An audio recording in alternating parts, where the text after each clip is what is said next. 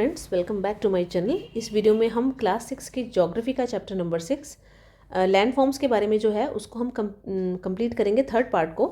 उसमें हमने एक लैंड फॉर्म जो है माउंटेन्स उसको कवर कर लिया था। अब हम नेक्स्ट लैंड फॉर्म्स पर चलते हैं, दैट इज़ प्लेटोज़। ठीक है, प्लेटोज़ में क्या है, प्लेटोज़ क्या होते हैं? Plateau is an elevated flat land. ठीक है, जैसे कि हमने माउंटेन्स पढ़े थे वो ऐसे होते हैं या ऐसे होते हैं। ठीक है, लेकिन प्लेटो थोड़ा डिफरेंट है। जैसे कि ये एक लैंड है, यहाँ पे थोड़ी सी एलिवेटेड जगह है, हालांकि वो भी फ्लैट ही है। ठीक है, इस तरह से जो थोड़ी सी उठ जाती है, माउंटेन जितना ऊंचा नहीं उठती लेकिन थोड़ा सा उठ जाती है और वो फ्लैट होती है, उसको हम प्लेटोज बोलते हैं। इसको हम टेबल भी लैंड भी बोलते हैं। ठीक है, standing about the surrounding area, अपने आसपास के एरिया से थोड़ा ऊंचा है। और प्लेटो में हैव वन और मोर साइड्स विद स्टीप स्लोप्स। इसकी हो सकता है ये एक साइड हो या उससे ज़्यादा साइड हो, इनकी जो स्लोप्स हैं वो स्टीप होती हैं। ठीक है, और the height of the plateaus often varies from few 100 meters to several 1000 meters. ठीक है, ये अलग अलग हो सकती है, कुछ 100 मीटर भी हो सकती है, कुछ 1000 मीटर्स में भी हो सकती है। प्लेटोज लाइक माउंटेन्स में बी यंग और फोल्ड। जैसे कि हमने माउंटेन्स के बारे में पढ़ा था कि वो यंग होते हैं, यंग मतलब कि अभी ही रिसेंटली ही कुछ 100 सालों में ही बने हैं, और कुछ ओल्ड हो सकते हैं, उससे ज़्यादा हज़ारों साल पुराने भी हो सकते हैं। डेक्कन प्लेटो जो है वो इंडिया का सबसे ओल्डेस्ट प्लेटो में माना जाता है। ईस्टर्न अफ्रीकन प्लेटो इन केन्या और तंजानिया में, युगांडा में, वेस्टर्न प्लेटो ऑफ ऑस्ट्रेलिया, ये भी अदर एग्जांपल्स हैं। तिब्बत प्लेटो जो है वो हाईएस्ट प्लेटो है इन द वर्ल्ड। ठीक है, तो highest plateau in the world कौन सा माना जाएगा? तिब्बत प्लेटो। ठीक है, इसकी हाइट कितनी है? 4000 to 6000 meter above the mean sea level. तो ठीक है, जो हमारा मीन सी लेवल, हमने सी लेवल डिसाइड किया, सी लेवल से हाइट नापते हैं। ठीक है, उसको कंपेयर करते हैं, तो वहाँ से 4000 और 6000 मीटर ऊंचा है, इसके आसपास है। ठीक है, plateaus are very useful. Plateaus बहुत यूज़फुल होते हैं क्योंकि बहुत रिच होते हैं मिनरल डिपॉजिट्स में। यहाँ पर बहुत सारे मिनरल्स पाया जाता है। इसके रिजल्ट से many of the mining areas in the world. तो ठीक है, जहाँ पर मिनरल्स मिलेगा वहाँ पे खुदाई भी करेंगे लोग, क्योंकि उनको रिसोर्सेज चाहिए, हमारे हर कंट्री को रिसोर्सेज चाहिए, और वो मिनरल्स पाकर क्या करेंगे? अपने डेवलपमेंट एक्टिविटीज़ में लगाएंगे। ठीक है, और उसकी बहुत मॉनेटरी वैल्यू भी होती है। तो क्या करते हैं, माइनिंग एरियाज़ भी बहुत सारे यहाँ पर बन गए हैं, वो प्लेटो एरियाज़ में ही बने क्योंकि यहाँ पर बहुत सारे मिनरल्स मिलते हैं। ठीक है, the African plateau is famous for gold. ठीक है, अफ्रीका आपको पता ही होगा कि वो गोल्ड और डायमंड के लिए बहुत माना जाता है। वहाँ पे गोल्ड और डायमंड की माइनिंग होती है, खुदाई होती है खानों में। In India huge reserves of iron, coal and manganese are found in the Chota Nagpur प्लेटो। ठीक है, इसको आप अपने मैप में देखते चलती है, इंडिया में कहाँ पर ये पाया जाता है, कहाँ पर है छोटा नागपुर प्लेटो। अगर आप हर चीज़ को मैप पर प्लॉट करते चलेंगे तो आपके दिमाग में एक इमेज सी बन जाएगी। ठीक है, उस इमेज को आप कभी भुला नहीं पाएंगे, क्योंकि आप साथ साथ पढ़ भी रहे हैं, देख भी रहे हैं। धीरे धीरे जब आप हर चैप्टर के साथ आप इमेज को एसोसिएट करेंगे तो आपकी ज्योग्राफी बहुत ज़्यादा स्ट्रांग हो जाएगी, बहुत ज़्यादा। आप जब आगे हायर लेवल पर भी ज्योग्राफी को एज ए सब्जेक्ट लेंगे तो आपके लिए बहुत ईजी रहेगा। अभी आप बहुत बेसिक लेवल पे हैं, बेसिक लेवल पे होने की वजह से आपको बेसिक चीज़ें समझाई जा रही हैं। ठीक है, जब आप बेस से ही समझना अच्छे से शुरू करेंगे मैप के साथ, क्योंकि ज्योग्राफी बिना मैप के कभी समझी नहीं जा सकती। मेरे ख्याल में जब भी आप ज्योग्राफी लें की बुक पढ़ें, एक मैप आपके साथ में हमेशा होना ही चाहिए, और हो सके तो आप प्रैक्टिस के लिए एक जो खाली ब्लैंक मैप होता है, ठीक है, उसको भी फिल करके देखिए आपने जो जो चीज़ें पढ़ी वो कहाँ कब आप लोकेट कर पा रहे हैं कि नहीं कर पा रहे हैं। इससे क्या होगा, आपकी ज्योग्राफी इतनी स्ट्रांग हो जाएगी कि आपको कभी भी उससे डर लगने जैसी कोई बात ही नहीं आएगी। ठीक है ना, आपको अच्छे मार्क्स आप गेन कर सकते हैं। In the plateau areas there may be several waterfalls as a river falls from a greater height. अब प्लेटो है तो रिवर क्या होगी, वहाँ से ऊपर से गिरेगी। ठीक है, तो वहाँ पर वाटरफॉल टाइप, जैसे वाटरफॉल लोग देखने जाते हैं वो मिलते हैं।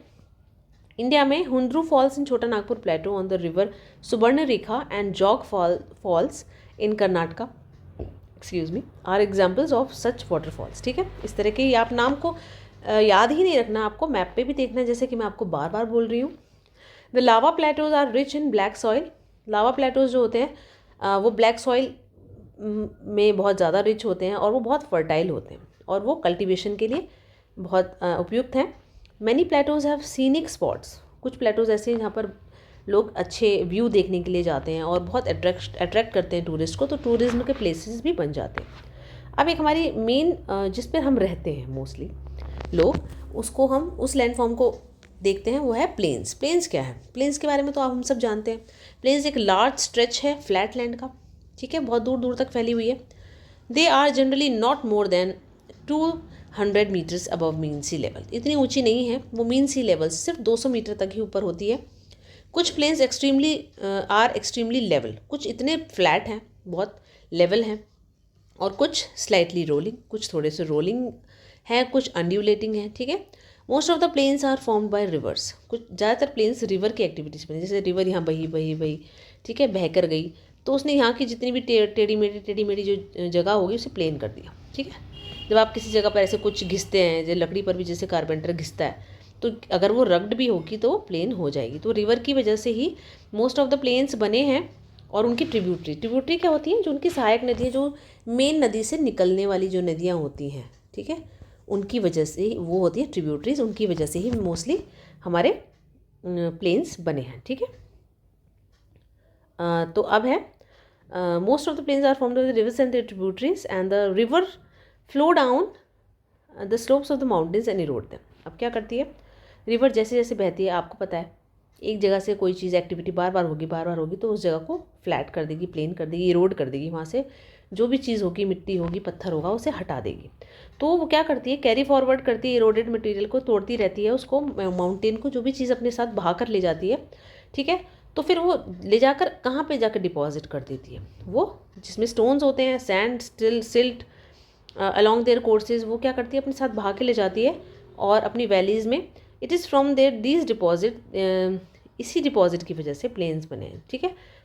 इन सब जो चीज़ों से मिलजुल के प्लेन्स बने हैं।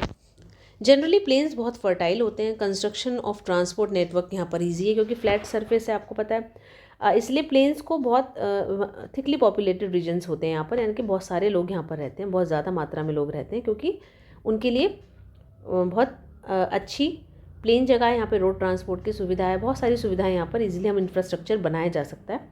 कुछ लार्जेस्ट प्लेन जो है, जो रिवर्स ने बनाए हैं, जो एशिया में मिलते हैं, नॉर्थ अमेरिका में मिलते हैं। फॉर एग्जांपल एशिया में जो प्लेन्स हैं वो हैं गंगा नदी के द्वारा बनाए गए हैं या ब्रह्मपुत्र नदी के द्वारा बनाए गए हैं। और चाइना में अगर इस तरह के प्लेन्स हैं वो यांगत्से नदी ने ज़्यादातर बनाए हैं, ठीक है। प्लेन्स बहुत यूज़फुल एरियाज़ हैं लोगों के रहने के लिए, हैबिटेशन के लिए बहुत अच्छे हैं। Great concentration of people as more flat land is available. अब क्या है, जब फ्लैट लैंड होगी तो लोग घर बना पाएंगे, इजीली खेती कर पाएंगे, तो इसलिए ज़्यादातर लोग यहाँ रहते हैं, ठीक है। फर्टाइल सॉइल मिलती है, लैंड स्लाइटली हाईली प्रोडक्टिव होती है कल्टीवेशन के लिए। और इंडिया में भी इंडो गैंगेटिक प्लेन ये मोस्ट डेंसली पॉपुलेटेड माना जाता है इस कंट्री में। देखिए इस तरह के प्लेन के एरिया में देखो कितनी अच्छी खेती हो रही है, लोग कितने अच्छे से यहाँ पर अपनी खेती कर सकते हैं, रह सकते हैं, कितना अच्छा सीनिक ब्यूटी नज़र आ रही है, ठीक है। नेक्स्ट इज लैंडफॉर्म्स और एंड द पीपल, ठीक है, इसको हम कवर करते हैं नेक्स्ट वीडियो में। यहाँ तक हमारे सारे लैंडफॉर्म्स जो मेजर हैं वो कवर हो गए हैं। आगे का पार्ट हम अगले वीडियो में ख़त्म करते हैं, ठीक है। अभी के लिए इतना ही। आपको ये वीडियो कैसा लगा प्लीज़ लाइक करें, शेयर करें अपने फ्रेंड्स के साथ, और कमेंट करके बताएं कैसा लगा आपको, और सब्सक्राइब करना बिल्कुल ना भूलें। Thank you so much.